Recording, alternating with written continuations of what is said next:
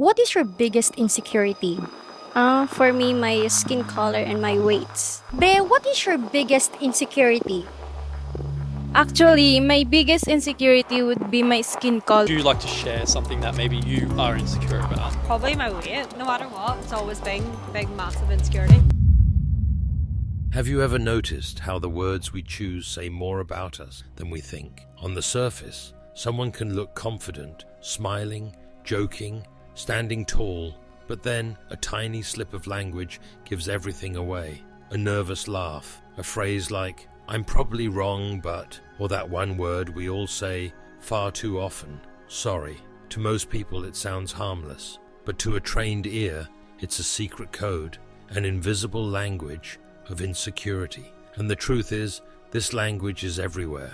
It's in how strangers open up when asked about their biggest fears on the street. It's in late-night podcast confessions when the mask of confidence finally slips. And if you listen closely, you'll hear it in your own words too. Because insecurity doesn't just live inside us, it speaks for us. The question is, are you ready to hear what it's been saying? There's people that are willing to go very far, and then there's people that are willing to go far further than them. That's it. And then someone is willing to go far farther than you.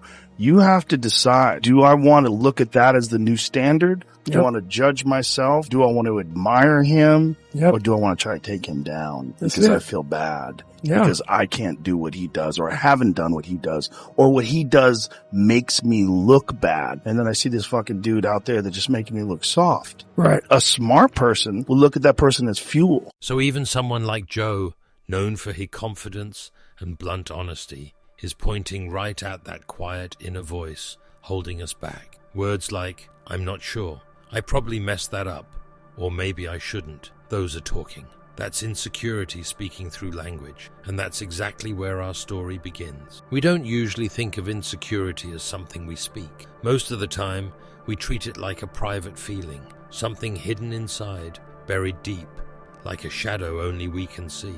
But if you start listening closely, insecurity has its own voice. It leaks out in everyday conversations, disguised as harmless phrases, filler words, or little nervous habits. It's like an invisible language, one that says far more about us than the words themselves. Think about how often you've heard someone start a sentence with, "This might sound stupid," but before they've even said anything, they've already planted the idea that their thought isn't worth hearing.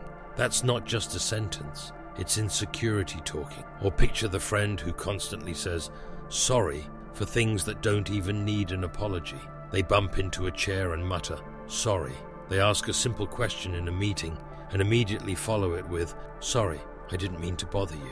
On the surface, it's just politeness. But underneath, it's the insecurity of feeling like their presence is an inconvenience, even when it's not. Psychologists often call this linguistic insecurity. It's the idea that we don't trust the way we speak, so we water down our words with qualifiers, apologies, or self-doubt. Instead of saying, "This is what I think," we say, "I don't know if this makes sense." But instead of, "Here's my idea," we say, "I could be wrong, but maybe we should." These little adjustments feel small, but they reveal a lot. They're signs that deep down, we're questioning our worth, our intelligence, or our right to take up space. And here's the wild part. Once you start noticing this hidden language, you see it everywhere. In offices, it shows up when people shrink their own contributions with lines like, "I just wanted to add something really quick." In friendships, it hides in self-deprecating humor, jokes that sound funny on the surface, but carry a sting of truth underneath. In relationships, it comes out when someone constantly seeks reassurance. "Are you sure you're not mad? Are you sure you love me? Are you sure I'm enough?" The words themselves don't always sound dramatic, but the frequency, the tone, the patterns, they paint a bigger picture. Insecurity speaks in repetition. When you hear the same phrases over and over, you're not just hearing words, you're hearing an inner voice that's been whispering the same doubts for years. But where does this voice come from? That's where psychology gives us some answers. Insecurity often traces back to our earliest experiences. Maybe as a kid you were told to be quiet when you spoke up, so now you soften every statement with "I could be wrong." Maybe you grew up comparing yourself to others, always feeling one step behind, and now every word you say carries the weight of needing validation. For some, insecurity comes from perfectionism, this constant pressure to avoid mistakes, to always be impressive. And for others, it's tied to rejection, criticism, or past failures that left scars we still carry into our conversations today. But here's what makes this language of insecurity so fascinating. It's not just about the person speaking, it also changes how others see them. Imagine two people in a job interview. The first says, "I'm confident I can handle this role because I've done similar work before and delivered great results." The second says, "I think I could do this role. I'm not sure, but I'll try my best." Both might have the same level of skill, but the difference in language completely shifts how others perceive them. One sounds assured, the other sounds doubtful, even if that doubt isn't accurate. This is why the language of insecurity matters so much. It doesn't just reflect how we feel, it shapes how others respond to it. When we constantly minimize our own ideas, people begin to overlook them. When we apologize for taking up space, people may unconsciously agree that our space doesn't matter as much. When we undermine ourselves with insecure language, we invite others to treat us the same way. But here's the kicker. None of this makes someone weak or broken. In fact, almost everyone speaks this hidden language at some point. Even people who seem confident on the outside still carry in some insecurities that slip out in their words. That's why it feels so relatable. When you hear someone else apologize too much or doubt themselves mid-sentence, it hits home because you've done it too. And that's why the viral street interviews we saw earlier resonate so strongly. When a stranger admits, "I'm insecure about the way I look," or "I'm insecure about not being good enough," it doesn't shock us. It connects with us.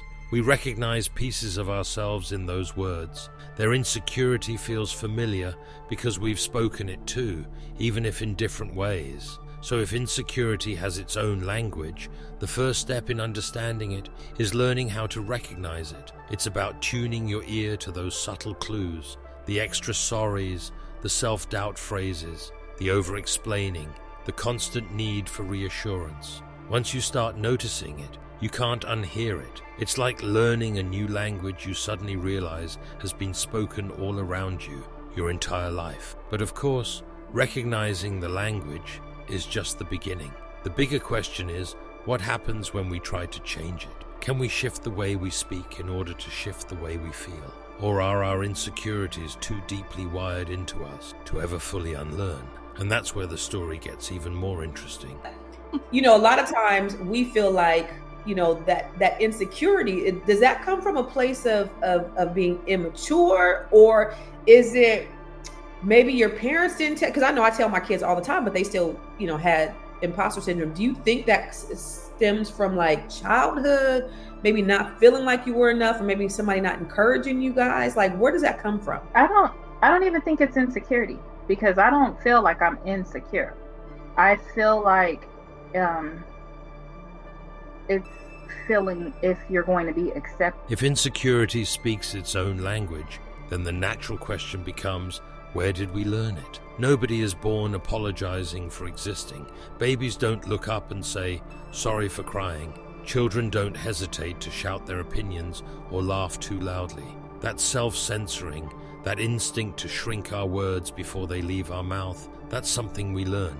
And the roots of it go deeper than most of us realize. Psychologists suggest that insecurity often forms in the earlier stages of life, shaped by family, school, and the environment around us. Imagine a kid who raises their hand in class, excited to share an idea, only to hear a teacher snap, "That's wrong," or a parent who constantly says, "Why can't you be more like your brother?" Over time, these small comments settle into the mind like background noise. The child grows into an adult who doesn't trust their own voice. They don't just doubt their ideas, they doubt their right to even share them. And so they begin to soften their words, hedge their statements, and apologize before they've even spoken. But childhood isn't the only source. Society itself teaches us how to be insecure. Think about the constant comparison culture we live in today. Social media, for example, is like a global stage for insecurities. Scroll for 5 minutes and you'll see flawless photos, polished lifestyles, people showing only their best angles and biggest successes. Even if you know it's curated, a part of your brain whispers, "Why don't I look like that? Why isn't my life that exciting?" That quiet comparison becomes its own language, a voice in your head reminding you to downplay yourself, to not take up too much space, to feel less than. There's also a biological side. Neuroscientists have found that our brains are wired with a negativity bias. This means we're naturally more sensitive to threats, criticism, and rejection than to compliments or praise. It's an old survival mechanism.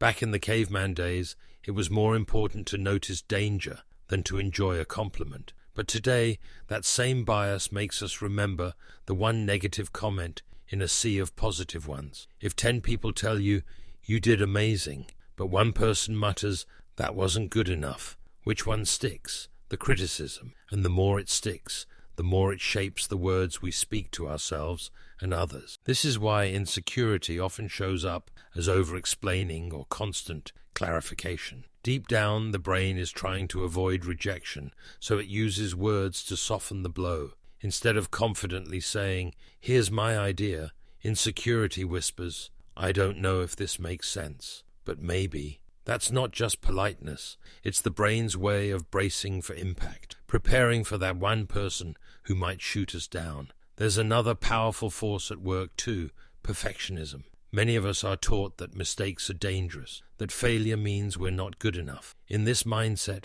language becomes a shield. We add disclaimers like, "This is probably dumb," or "I'm not an expert," but not because we believe it's true, but because if we fail, we can say, "See, I told you I wasn't good enough." The insecurity protects us from the sting of failure by predicting it first. And here's where things get even more interesting. Insecurity doesn't just come from what we've heard in the past. It also comes from what we didn't hear. The absence of reassurance, encouragement, or validation can be just as powerful as criticism. Imagine a teenager who works hard, gets good grades, but never hears a parent say, "I'm proud of you." That silence echoes louder than words. As an adult, they may constantly fish for validation in their speech, asking over and over, "Did I do okay? Was that all right? Are you sure?" Insecurity becomes the language they speak, because praise was the language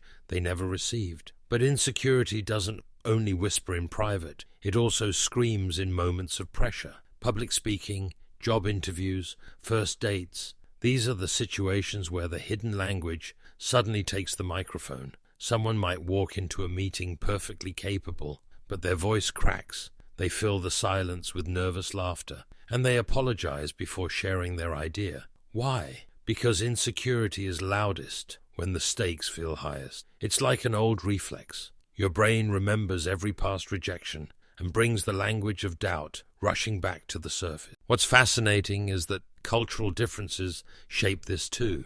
In some cultures, humility is prized so highly that downplaying yourself is seen as respectful. Saying, "I'm not that good," or "I was just lucky," might actually be the expected way to talk. But in other cultures, confidence and self-promotion are rewarded. So what looks like insecurity in one culture might just be politeness in another. This means the language of insecurity isn't universal. It's influenced by where we grow up, what we're taught, and what's valued around us. And yet, no matter where we come from, the patterns are strikingly similar. Over-apologizing, self-deprecation, over-explaining, minimizing, constant reassurance seeking. These are the universal accents of insecurity, the ways our inner doubts sneak into everyday speech. They are the echoes of past criticism, cultural pressures, biological instincts, and silent voids where encouragement should have been. But here's the twist.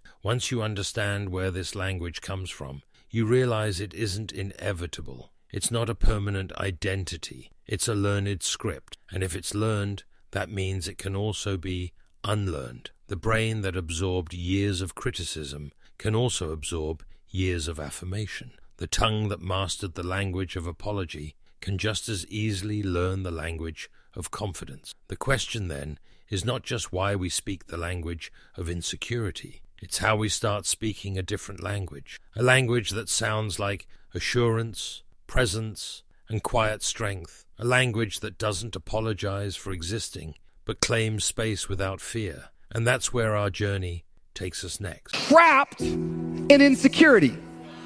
Like we're trapped in it. This idea that we see other people above us, but when we look at ourselves, we're beneath, we're lower than. And it's wild because nothing will hold you back more than insecurity. Make no mistake about it, insecurity kills more dreams than failure ever will. You didn't even try. You haven't failed, you're insecure. And you're calling things failure, but in reality, you didn't even get up off the sidelines and attempt to go. If insecurity is a language, here's the most important truth. It can be relearned, just like we pick up habits of speech from childhood, from culture, or from years of comparison. We can also retrain our tongue and mind to speak a new language, one that doesn't shrink itself before the world, but one that quietly claims its space. The first step is awareness. You can't change what you don't notice. Most of us don't even realize how often we sprinkle our sentences with insecurity until someone points it out. Words like sorry, just, or I don't know if this makes sense, but slip out of our mouths without a second thought. So the beginning of change is listening to yourself. Start catching those moments when your words sound smaller than you actually are. The simple act of noticing plants the seed of transformation. But awareness alone isn't enough. The next step is gentle replacement. Psychology research shows that habits stick, not when they're cut out entirely, but when they're swapped with something else. Instead of saying, sorry for bothering you, say, thanks for your time. Instead of,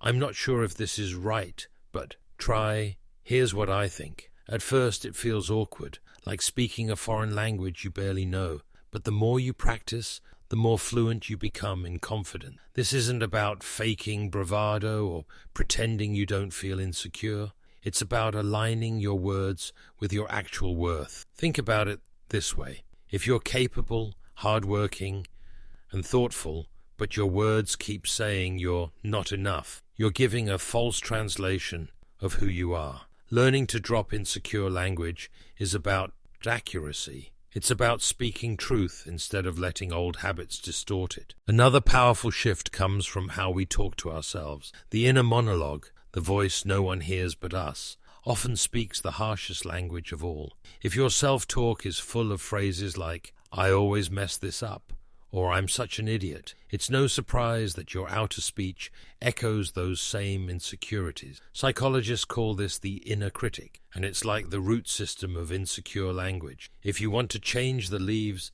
you have to nourish the roots. So how do you quiet the critic? One method is self-compassion training. Instead of attacking yourself for every mistake, respond as you would to a close friend. You wouldn't say to a friend, you're worthless. You'd say, it's okay you tried, you'll do better next time. Rehearsing that same compassion with yourself slowly rewires the brain. Studies show it even reduces cortisol, the stress hormone that amplifies feelings of insecurity. And over time, your outer words naturally follow. But here's where things get tricky. Many people think the only cure for insecurity is confidence. In reality, it's not about becoming loud, bold, or fearless overnight. True confidence often starts quietly. It's in the small adjustments, choosing not to apologize when you didn't do anything wrong, stating your opinion without a disclaimer, sitting in silence without filling it with nervous laughter. These little choices add up, and before you realize it, you're speaking a new language, one of calm assurance. Another tool is reframing mistakes. Insecure language thrives on the fear of being wrong, so we soften everything we say, just in case we fail. But what if failure wasn't something to fear? What if it was a normal part of growth? Research from Carol Dweck's growth mindset work shows that people who view mistakes as opportunities don't apologize for them ahead of time. They don't need to. Their language sounds more confident because their perspective is more resilient. By adopting that mindset, you automatically strip insecurity from your speech. And perhaps the most powerful strategy of all, practice in safe spaces. You don't have to overhaul your language in front of your boss, your teacher, or a stranger on day one. Instead, try it with a friend you trust. Notice how they respond when you drop the qualifiers. Say, "Here's my idea," instead of, "This might sound dumb." Watch how they nod, listen, and respect your words without hesitation. Those small moments of positive feedback rewire your brain to believe, maybe I don't need the apologies. Maybe my words do stand on their own. This doesn't mean insecurity disappears. Everyone has moments where doubt creeps in. But the difference is whether doubt gets to hold the microphone. When you practice replacing insecure phrases, rewriting your self-talk, reframing mistakes, and testing your voice in safe spaces, you slowly turn down the volume of insecurity. And in that silence, a stronger, clearer voice begins to rise. It's not the loudest voice in the room. It doesn't need to be. It's the voice that says, "I belong here." The voice that no longer apologizes for existing. And here's the surprising twist. When you learn to speak differently, you don't just change how others hear you. You change how you hear yourself. Every time you replace sorry with thank you, every time you cut out a qualifier, every time you speak without disclaimers, your brain records a new memory. I can stand without shrinking. And eventually, that becomes your default setting. But if we can rewire our words, if we can unlearn the language of insecurity, what happens when the people around us don't? What if your partner, your co-workers, your friends are still trapped in the old patterns, still apologizing for existing? How do you respond to their insecurity without letting it pull you back into your own? That's where the next part of our journey takes us.